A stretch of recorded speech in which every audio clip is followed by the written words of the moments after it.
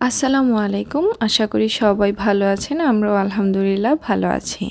অনেকদিন পর আরও একটি নতুন ভিডিও নিয়ে আসলাম। আর আজকে এই ক্যাবিনেটের উপরে দেওয়ার জন্য রানারটি বানাবো। তো তার জন্য আমি মেজারমেন্ট করে নেব। আর এই মেজারমেন্ট ফলো করে কিন্তু আপনারা যে কোনো রানার সহজেই তৈরি করে নিতে পারবেন।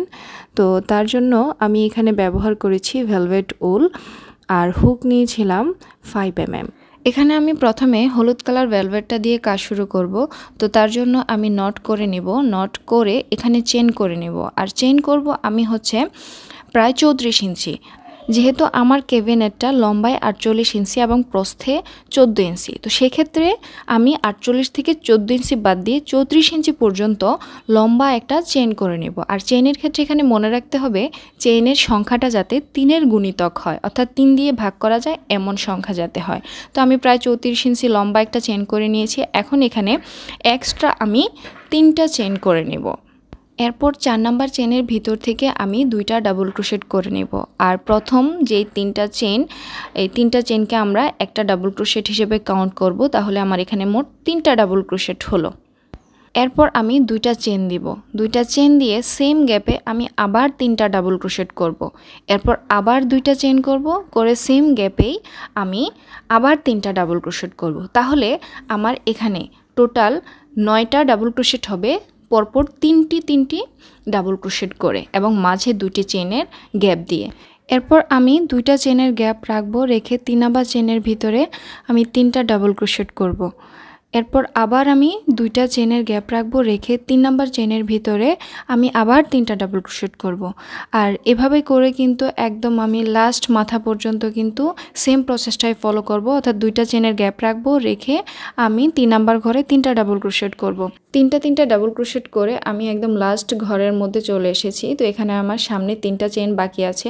তো এখানে 2টা চেনের গ্যাপ দিয়ে আমি 3 নাম্বার চেনের ভিতরে 3টা ডাবল ক্রোশেট করব। তারপর আমি 2টা চেনের গ্যাপ দিব, দিয়ে আবার সেম ঘরের মধ্যেই আমি আবার 3টা ডাবল ক্রোশেট করব। করে আবার 2টা চেনের গ্যাপ দিব, দিয়ে আবার আমি 3টা ডাবল ক্রোশেট করব। অর্থাৎ ওই পাশে যেমন আমি 9টা ডাবল ক্রোশেট করেছিলাম একটা ঘরের মধ্যে, এখানেও আমি 9টা ডাবল ক্রোশেট করব একটা ঘরের মধ্যে।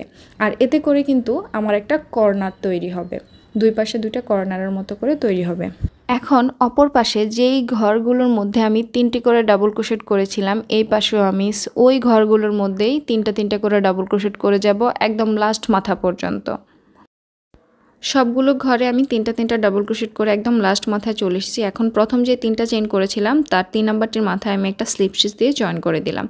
এরপর এক্সট্রা একটা চেইন নিয়ে আমি সুতাটিকে কেটে দেব। এখন এখানে আমি অন্য কালারের সুতা অ্যাড করব। তার জন্য নট করে একটা সিঙ্গেল ক্রোশেট দিয়ে সুতাটিকে আটকে নিলাম কর্নারের মাঝে। তারপর এখানে 3টা চেইন হবে, আর 3টা চেইন সমান আমার একটা ডাবল ক্রোশেট। এখন এই কর্নারের মধ্যে আমি আগের মতো হচ্ছে গিয়ে 3টা ডাবল ক্রোশেট করব।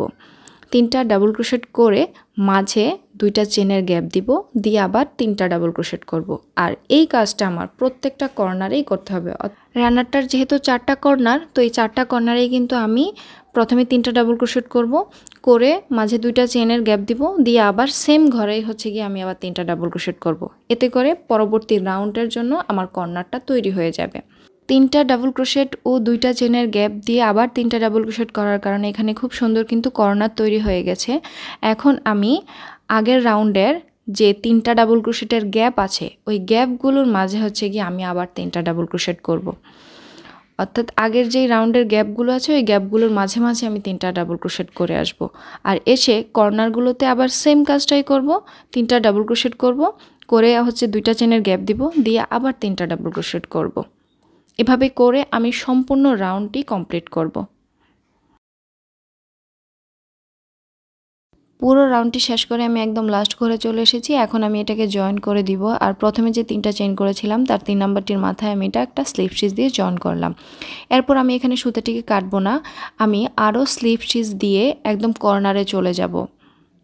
এরপর কর্নারে গিয়ে আমি 3টা চেইন করব, আর 3টা চেইন সমান কিন্তু আমার একটি ডাবল ক্রোশেট হিসেবে কাউন্ট করা হবে। তারপর এখানে আরও 2টি ডাবল ক্রোশেট করব। তাহলে আমার এখানে মোট 3টি ডাবল ক্রোশেট হবে। 3টি ডাবল ক্রোশেট করে আমি মাঝে 2টি চেনের গ্যাপ রাখবো, রেখে আবার 3টে ডাবল ক্রোশেট করব। করে মাঝখানে দেখেন এখন আরেকটা ফাঁকা জায়গা আছে। তো এখানে আমি আবার 3টা ডাবল ক্রোশেট করে নেব। তা করে পরবর্তী যে কর্নার আছে ওই কর্নারে চলে যাব। ওইখানেও আমি 3টা ডাবল ক্রোশেট করব, 2টা চেনের গ্যাপ দিব, দিয়ে সেম ঘরে আবার হচ্ছে গিয়ে 3টা ডাবল ক্রোশেট করব। তাহলে আমার এখন যেটা দাঁড়ালো, পুরো প্রসেসটা কিন্তু একই রকম, শুধু কর্নারগুলোতে আমার হচ্ছে গিয়ে 3টা ডাবল ক্রোশেট হবে আর মাঝে হচ্ছে গিয়ে 2টা চেনের গ্যাপ হবে। আর বাকি যেই ঘরগুলো আছে একটার গ্যাপে গ্যাপে হচ্ছে গিয়ে আমার 3টা ডাবল ক্রোশেট হবে। এভাবে করে আমরা যতটুকু লম্বা করতে চাই ততটুকু লম্বা করা যাবে, ততটুকু মোটা করা যাবে। এভাবে করে আমি অনেকটা করে নিয়েছি, তবে এখনও এটা আমার 48 ইঞ্চি লম্বা এবং প্রস্থে 14 ইঞ্চি হয় নাই। তো যতক্ষণ না পর্যন্ত হচ্ছে ততক্ষণ পর্যন্ত আমি কিন্তু সেম প্রসেস ফলো করে কিন্তু আমি সবটা করে নেব। এই একই নিয়ম ফলো করে কিন্তু আমি পুরোটা কমপ্লিট করে নিয়েছি। আর এটা এখন আমার লম্বায় 48 ইঞ্চি এবং প্রস্থে 14 ইঞ্চিও হয়েছে। তো আজকের ভিডিওটি কেমন লাগলো অবশ্যই জানাবেন। আল্লাহ হাফেজ।